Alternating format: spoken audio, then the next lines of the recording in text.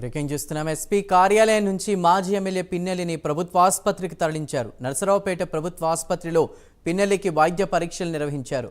వైద్య పరీక్షల తర్వాత పిన్నెల్లిని మాచర్ల కోర్టుకు తరలించే అవకాశం ఉంది. ఈవీఎం ధ్వంసం, ఎన్నికల్లో అల్లర్ల కేసులో పిన్నెల్లిని అరెస్ట్ చేశారు.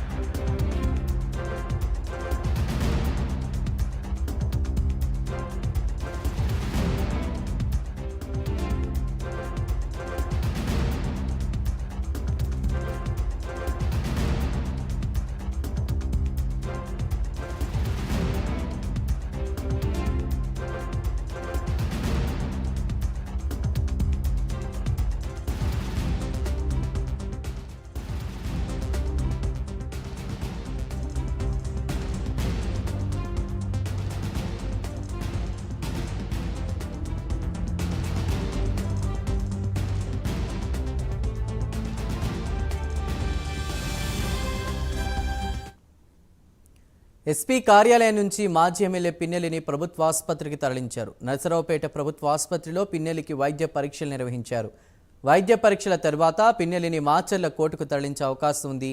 ఈవీఎం ధ్వంసం, ఎన్నికల్లో అల్లర్ల కేసులో ప్రస్తుతం పిన్నెల్లిని అరెస్ట్ చేశారు పోలీసులు.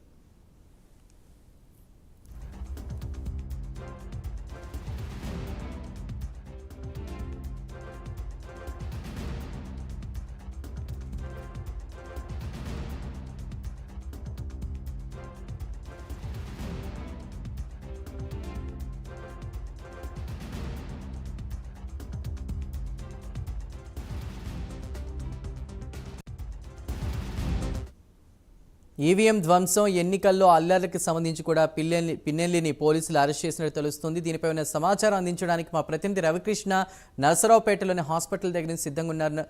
రవికృష్ణ, ప్రస్తుతం వైద్య పరీక్షలు కంప్లీట్ అయినాయా? కోర్టులో ప్రవేశపెట్టినట్టు తెలుస్తుంది పిన్నెల్లిని. ప్రస్తుతం అప్డేట్స్ ఏంటి?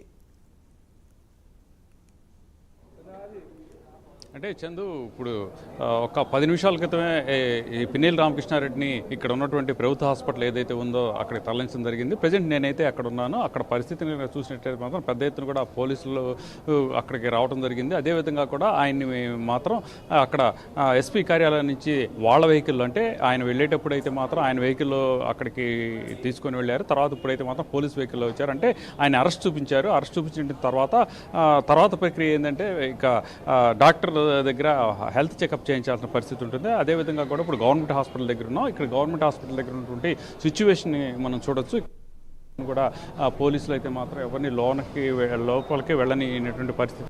ఎక్కడికక్కడ కూడా ఈ గేట్లన్నింటినీ కూడా, హాస్పిటల్కి సంబంధించిన గేట్లన్నింటినీ కూడా బంద్ చేసేసారు. లోపలైతే మాత్రం పిన్నెల్లి రామకృష్ణ సంబంధించి ఇప్పుడైతే జరుగుతున్నట్టుగా తెలుస్తూ ఉంది. అక్కడికి ఇప్పటికే ఆయనకి సంబంధించి ఆయనకి బీపీ, అదేవిధంగా షుగరు, కొంత సమస్యలు ఉన్నటువంటి నేపథ్యంలో, హృద్రోగానికి సంబంధించిన సమస్యలు ఉన్న నేపథ్యంలో పూర్తి స్థాయిలో కూడా ఆయన చెక్ చేస్తున్న పరిస్థితి అయితే తెలుస్తుంది. ఎవరిని లోపలికి రానివ్వట్లేదు. లోపలికి వెళ్ళేటువంటి క్రమంలో వాళ్ళని మాత్రం చెక్ చేసి పంపిస్తున్నట్లుగా కూడా తెలుస్తూ ఉంది. ఏదైతే దీనికి సంబంధించి ప్రధానంగా కూడా ఏదైతే పాల్వాయి కేసుకు ఈవీఎం ధ్వంసం కేసుకు సంబంధించి, అదేవిధంగా కూడా అక్కడ ఉన్నటువంటి అడ్డు వచ్చినటువంటి వ్యక్తుల మీద హత్యాయత్నం చేశాడనే ఒక కేసు కూడా ఉంది. అలాగే కారంపూడికి సంబంధించి కారంపూడిలో అక్కడ సీఎం మీద కూడా దాడి చేశారు. ఆ దాడికి సంబంధించిన కేసు, అంటే మొత్తం కూడా 307 కేసులు 2 బుక్ చేసి ఇవ్వడం జరిగింది.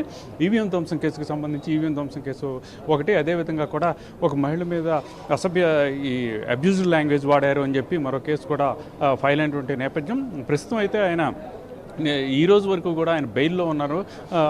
ఆయన ముందస్తు బెయిల్ తీసుకున్నారు, కండిషన్ బెయిల్లో ఉన్నారు. కండిషన్ బెయిల్లో ఉన్న నేపథ్యంలో నరసరావుపేటలోనే ప్రజెంట్ అయితే ఆయన ఉండాల్సిన పరిస్థితి. అదేవిధంగా కూడా ప్రతిరోజు ఆయన అక్కడికి వస్తున్నాడు. అదేవిధంగా కూడా సంతకాలు పెడుతున్న పరిస్థితి అయితే ఉంది. అయితే ఈ రోజు మాత్రం ఎప్పుడైతే ఆయనకి హైకోర్టులో బెయిల్ సంబంధించి ఆయన వేసినటువంటి పిటిషన్ కొట్టివేయడం జరిగిందో, 4 కేసులకు సంబంధించి ఆయన అయితే మాత్రం బెయిల్ వేసిన సందర్భంలో వాటిని కొట్టేయడం జరిగిందో, వెంటనే కూడా పోలీసులు ఆయన నరసరావుపేటలో ఆయన ఉన్నటువంటి ఇంటి దగ్గరికి వెళ్తాం ఆయన్ని వెంటనే కూడా క్యాచ్ చేయడం జరిగింది. ఆ సందర్భంగా కూడా అక్కడ ఉన్నటువంటి ఇంటిలో ఉన్నటువంటి సభ్యులకు ఆయన అరెస్ట్ చేస్తున్నట్లుగా కూడా తెలియజేసి రావడం అనేది జరిగింది. ఆ తర్వాత 4 గంటల నుంచి ఇప్పుడు సుమారు ఒక దీనికి సంబంధించి మొత్తం కూడా 4 గంటల పాటు కూడా ఆయన విచారించి ఆ కేసుకు సంబంధించిన వివరాలన్నీ కూడా సేకరించడం, ఆ తర్వాత ఇక్కడ నుంచి డైరెక్ట్గా ఎస్పీ ఆఫీస్ నుంచి కూడా ఆయన్ని ఇక్కడ ఉన్నటువంటి గవర్నమెంట్ హాస్పిటల్కి తరలించారు. అంటే గవర్నమెంట్ హాస్పిటల్లో పూర్తి స్థాయిలో కూడా చెకప్ చేసిన తర్వాత ఆయన హెల్త్కి సంబంధించినటువంటి ఒక రిపోర్ట్ తీసుకుంటారు. ఆ రిపోర్ట్ తీసుకున్న తర్వాత ఆ రిపోర్ట్ తీసుకొని ఆయన్ని అయితే మాత్రం జడ్జి ముందు ప్రవేశపెట్టేటువంటి పరిస్థితి ఉంటుంది. ఆయన్ని ఎక్కడ ప్రవేశపెడతారు అంటే ఇక్కడ ఆయన జ్యూరిడిక్షన్ వచ్చేసి మాచర్ల, కేసులన్నీ కూడా మాచర్లోనే ఉన్నాయి.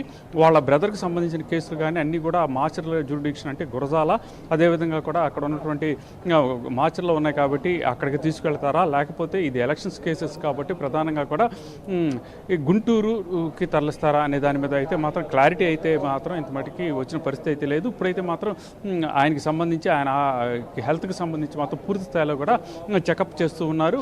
కొద్దిసేపటి క్రితమే ఆయన కుటుంబ సభ్యులు కూడా ఎస్పీ ఆఫీస్కి రావటం, ఆయన కలవటం కూడా జరిగింది. ఆ తర్వాత ఇక దీనికి సంబంధించి ఏదైతే ఛార్జ్ షీట్ దాఖలు చేసినటువంటి పరిస్థితి అయితే ఉంది. ఆ తర్వాత ఇప్పుడైతే మాత్రం ఆయన్ని ఇక్కడ ఉన్నటువంటి నర్సాపేటకి సంబంధించిన ప్రభుత్వ హాస్పిటల్లో మాత్రం ఆయనకైతే చెక్ చేస్తున్నారు.